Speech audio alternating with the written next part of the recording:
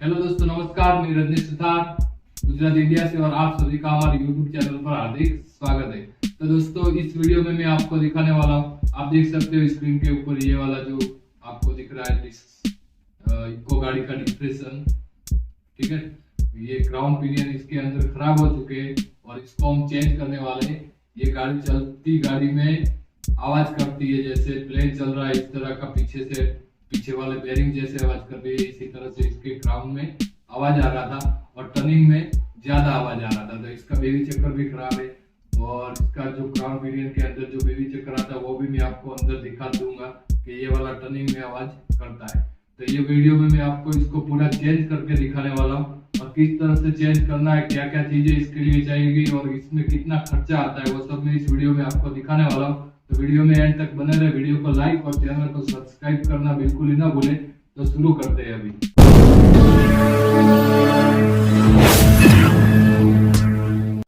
तो दोस्तों, आप देख सकते हो ये है इको गाड़ी और इसकी दोनों पीछे की साइड की हमें एक्सल खोलनी पड़ती है।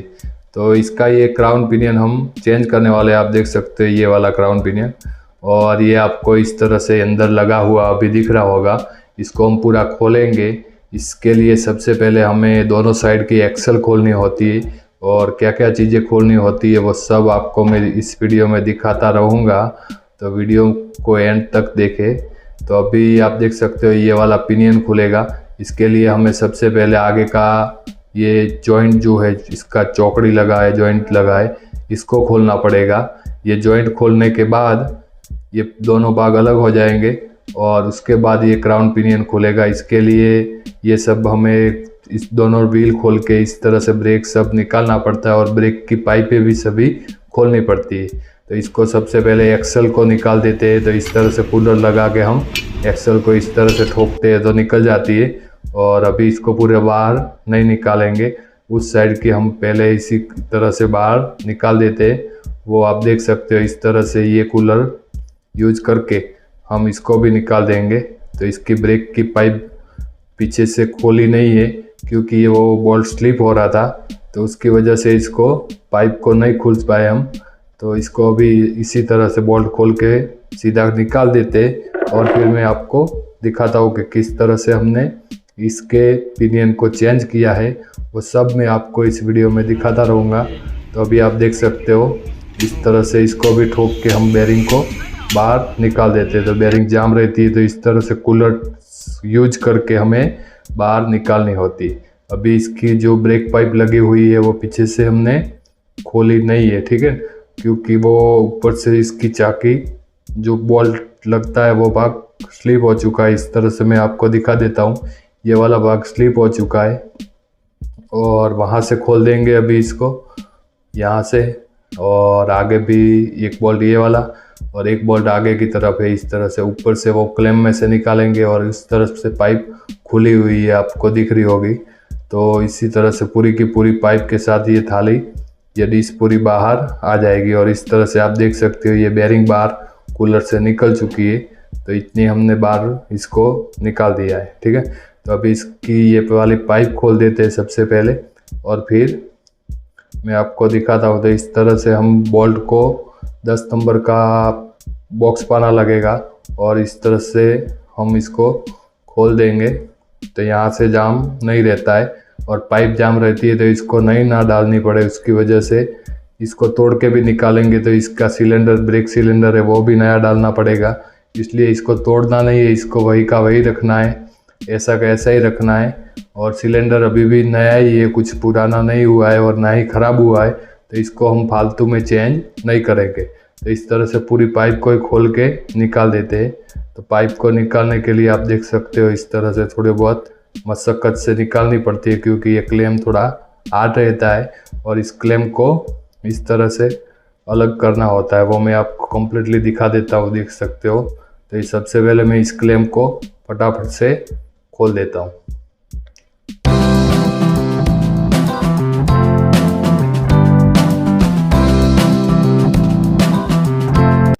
तो ये क्लैम में से हमने पाइप को निकाल दिया और इस तरह से हम पूरी की पूरी पाइप के साथ इस थाली को बाहर निकाल देंगे। लेकिन अभी के लिए इतना ही बाहर रखते हैं, पूरा बाद में निकालेंगे।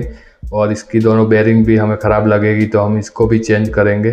तो वो सब पूरा निकालने के पहले इसका डिफरेंशियल निकाल देते हैं, उसके बाद ही इसको खोलते हैं। तो आप देख सकते हो इस तरफ राइट साइड की भी ये वाली पाइप यहाँ से खोली गई थी, इसका भी वजह है, और यहाँ से ये सिलेंडर को खोल दिया है और इसकी भी यही वजह है कि ये भी स्लिप हो चुकी थी। तो अभी इसको चेंज नहीं करना है, ये कम्प्लीटली वर्क कर रहा है और लीकेज भी नहीं है।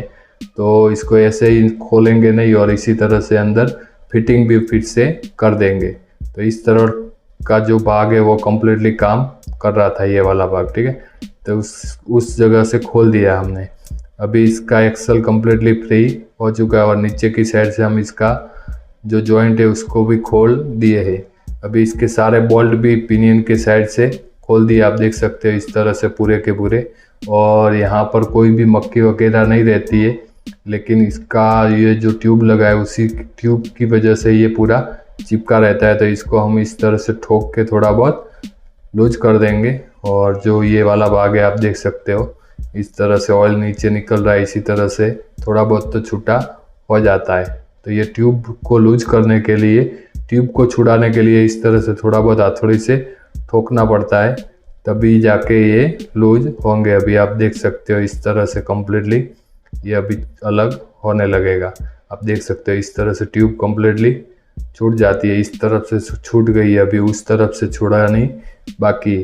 तो इस साइड से भी हम इसी तरह से ठोक के इसको छुड़ा देते हैं और इस तरह से आप देख सकते हो ये लूज हो चुका है। तो अभी इसको हिला के बीच में डिसमिस भी डाल के निकाल देंगे। तो एक साइड से जब छूटेगी तभी ये बाहर आएगा। तो इस तरह से अंदर पेचकस डायरेक्ट नहीं मारेंगे हथौड़ी से, नहीं तो यहाँ पर थोड़ा बहुत ख़राब हो जाएगा तो लीकेज का प्रॉब्लम बार बार आएगा। इसलिए इस तरह से डायरेक्टली हथौड़ी मार के हमें नहीं निकालना चाहिए। तो इस तरह से ये आप देख सकते हो पूरी की पूरी ट्यूब व्यूब छुड़ा के हमने इसको इस तरह से बाहर निकाल दिया है। अभी इसको पूरा बाहर ले लेता हूँ मैं और आप देख सकते हो अभी इसमें क्या ख़राब हुआ है वो भी मैं आपको दिखा देता हूँ। तो पूरा मैं इसको साइड में ले लेता हूँ, फिर मैं आपको दिखा देता हूँ। तो आप देख सकते हो इसको मैंने साइड में टायर के ऊपर रख दिया है और इसके अंदर क्या क्या चीज़ें ख़राब हुई है तो आप देख सकते हो। नॉर्मली चाल है, ज़्यादा कुछ इसमें चाल भी नहीं है। अभी ऐसे ये टूटे ऐसा नहीं था, लेकिन ये आवाज़ विमान की तरह कर रहा था, जैसे विमान की आवाज़ आ रही हो, ऐसे गाड़ी में बैठे हो तो आवाज़ आ रही थी। तो इसके ये वाले जो दांते हैं इसके चक्कर के, ठीक है, ये चक्कर के जो ऊपर गियर्स के ऊपर जो गियर है ये दांते हैं, ये वाले थोड़े बहुत ख़राब हो जाते। और इस तरह से एकदम से बेरिंग वगैरह इसकी सही है। तो अभी हम इसको पूरा का पूरा चेंज करेंगे। और इस तरह से आपको दिख रहा होगा चक्कर के ऊपर ये जो थोड़ा बहुत घिसा हुआ चक्कर के ऊपर दिख रहा होगा आपको, ये इसी की वजह से आवाज़ कर रहा था नॉर्मली, ठीक है। इस चक्कर के ऊपर आपको दिख रहा होगा थोड़ा बहुत घिस जाता है तो ये थोड़ा बहुत आवाज़ करने लगता है। तो इसी तरह से ये आवाज़ कर रहा था। और इसी तरह से आपको इस साइड भी देख सकते हो, दोनों चक्कर की दोनों साइड में आपको दिख रहा होगा ये जो चक्कर के ऊपर घिसा हुआ भाग है वो जो घिस जाता है तो अंदर एमरी हो जाती है और इसी वजह से ये आवाज़ करने लगता है। तो इसी वजह से इसको पूरा चेंज करेंगे। और इसका ये जो बीवी चक्कर है ये भी आप देख सकते हो इस तरह से नॉर्मली चाल तो रहता ही है इसमें, ठीक है। बीवी चक्कर में नॉर्मली चाल रहेगा, लेकिन ये जब गाड़ी टर्निंग में घुमाते हो उसी टाइम पे आवाज़ ज़्यादा करेगा तो वो बीवी चक्कर का आवाज़ रहता है, ठीक है। तो ये भी टर्निंग में घुमाने के टाइम पे भी आवाज़ कर रही थी। बीवी चक्कर में भी थोड़ा बहुत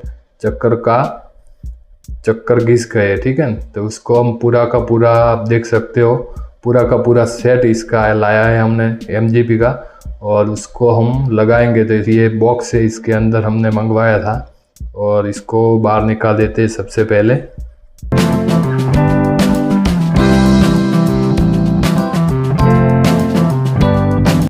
MGP का ये ऊपर खाली सेफ्टी के लिए अगर गाड़ी में आ रहा है यहाँ से यहाँ तक, ठीक है, तो ख़राब ना हो जाए उसकी वजह से, ये बॉक्स ख़राब ना हो उसकी वजह से ये ऊपर बॉक्स मोबिल का ऑयल का लगाया हुआ था।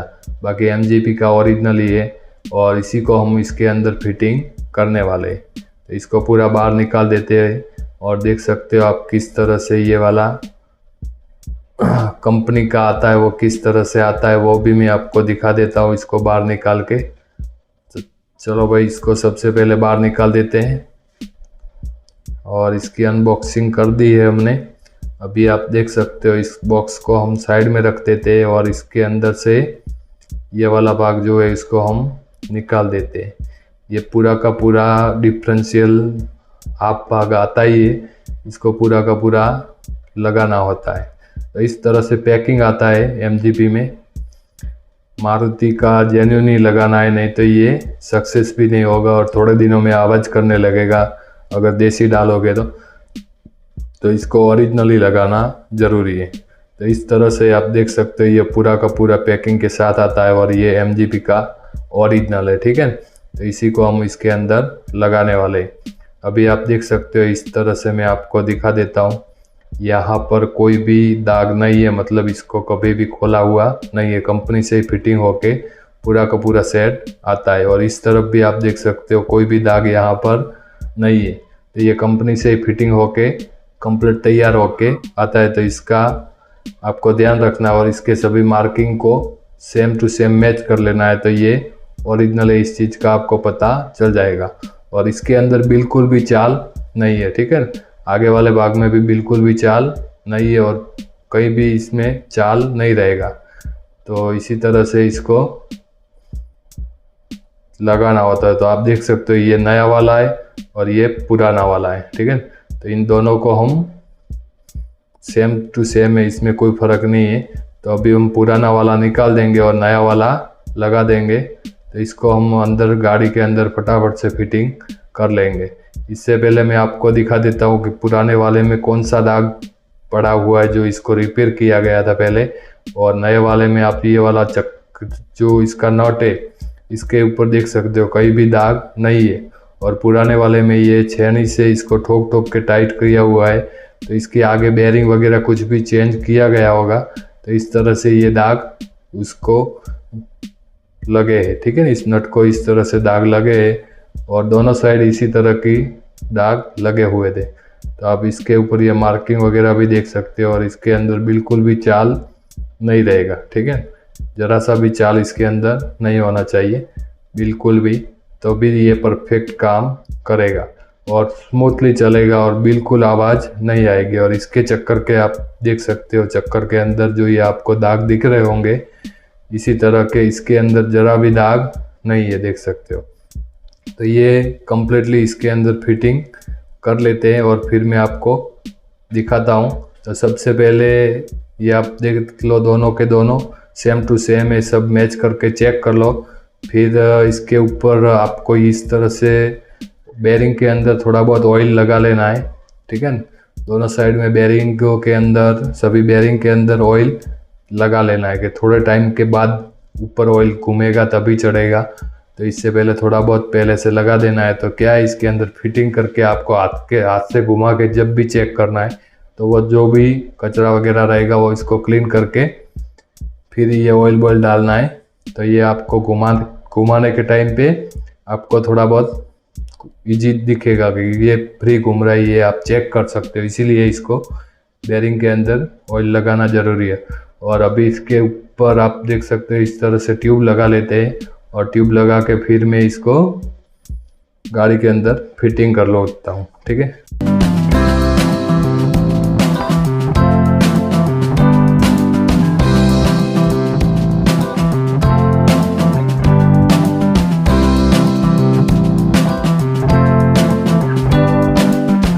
तो अभी इसकी कम्प्लीटली ट्यूब लग चुकी है और मैं इसको गाड़ी के नीचे, आपको दिख रहा होगा इस तरह से नीचे लेके जाते हुए, और मैं आपको अंदर की साइड में दिखा देता हूँ कि इस तरह से इसको भी पूरा कम्प्लीटली क्लीन करना होता है। नहीं तो इसके अंदर थोड़ा बहुत भी एमरी रहेगा तो ये नए वाले को भी ख़राब कर देगा। तो इस तरह से इसका ट्यूब वगैरह पूरा का पूरा कम्प्लीटली क्लीन कर दिया है हमने, आप देख सकते हो। इस तरह से क्लीन करके ही आपको भी लगाना है। तो इसी से ये फ़ायदा रहेगा कि इसके अंदर जोरा भी एमरी रहेगा तो फिर से ये क्राउन आवाज़ करने लगेगा थोड़े दिनों के अंदर अंदर। तो इसका ऑयल भी हमें नया डालना होगा और इस तरह से इसको क्लीनिंग कम्प्लीटली कर देना है। तो इस तरह से इसको सीधा का सीधा आप देख सकते हो इसके अंदर फिटिंग कर देना है। तो इस तरह से कम्प्लीटली बिठा देना है, आप देख सकते हो। तो अभी पूरा बैठा नहीं है, देख सकते हो। इस तरह सीधा करके आपको हाथ से अंदर दबा देना है और इसका कोई मक्खी वगैरह नहीं है। इसके सारे बोल्ट कम्प्लीटली आपको टाइट करने होंगे, नहीं तो ये त्रिजारी से थोड़ा बहुत लूज रहेगा तो बोल्ट खुलने का चांस रहता है। और इसके बोल्ट कम्प्लीटली टाइट होने ज़रूरी है। इसके सारे के सारे बोल्ट हम फटाफट से लगा लेते और फिर मैं आपको फिर वीडियो को थोड़ा फॉरवर्ड कर देता हूँ और फिर दिखाता हूँ।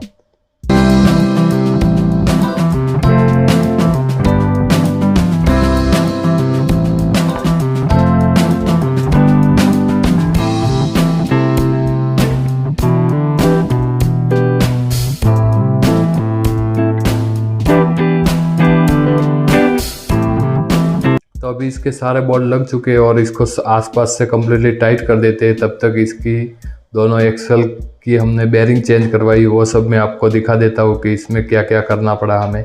तो दोनों की दोनों व्हील की दोनों साइड की बेरिंग हमें चेंज करनी पड़ी और दोनों ही बेरिंगें हमने नई चेंज कर दी है, आप देख सकते हो। इस तरह से नई लगा दिए और इसके बेरिंग के आगे का जो सील वाला कॉर्न रहता है वो भी लीकेज ना हो जाए, उसकी वजह से इसको भी चेंज किया। और इसके आगे इस तरह से वेल्डिंग इसलिए किया गया है, इसको प्रेस से ही बिठाया जाता है, लेकिन वेल्डिंग इसीलिए किया जाता है कि बार बार जब भी बेरिंग टूट जाए उस टाइम इसका कॉर्न लूज हो जाता है गर्म हो गए, तो वो बाहर ना निकल जाए, उसका रिस्क ना रहे, इसीलिए इसको वेल्डिंग किया जाता है।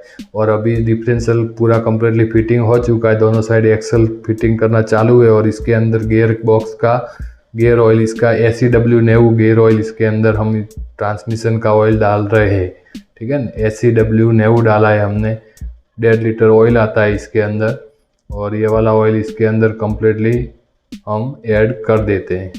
तो अभी इसके अंदर गियर बॉक्स में ऑयल डाल दिया और इस तरह से हम इसके लाइनर पिस्टन भी लगा देंगे और ये इसका जो प्लेट है वो भी हमने लगा दिया है। इसका जो सिलेंडर वगैरह है वो सब हमने इसके अंदर फिटिंग कर दिया। अभी इसके लाइनर लगाने और हैंड ब्रेक का केबल लगा के इस तरह से लाइनर को भी फिटिंग कर लेते हैं फटाफट से, ठीक है। अभी ये इस तरह से पीछे वाले ब्रेक के लाइनर लग चुके हैं। अभी इसका हैंड ब्रेक का सेटिंग करना है और व्हील का ब्रेक का सेटिंग करके फिर इसके ऊपर ड्रम लगा देंगे। और ये वाला ड्रम भी आप देख सकते हैं, इस तरह से ये वाला ड्रम हमने क्लीन कर दिया है। इसको भी अंदर से कुछ क्लीनिंग नहीं करवाना था और इसका कट वगैरह कुछ नहीं मरवाना था। तो अभी हम इसको फटाफट से इसके ऊपर लगा के फिटिंग कर देते हैं और इसका टायर वायर लगा के फिर मैं आपको बताता हूँ कि किस तरह से ये प्रॉब्लम सॉल्यूशन हुआ है। तो अभी इसके टायर वगैरह लगा लिए हैं और इसका राउंड मार के हम चेक कर लेंगे और कोई प्रॉब्लम नहीं आएगा, ये मेरे को 100% विश्वास है। अगर आएगा तो मैं किसी वीडियो में आपको दिखाता रहूँगा। तो इतना ही था दोस्तों वीडियो पसंद आया तो वीडियो को लाइक और चैनल को सब्सक्राइब करना बिल्कुल ही ना भूले। मिलते हैं अगले वीडियो में नए टॉपिक के साथ, तब तक के लिए थैंक यू।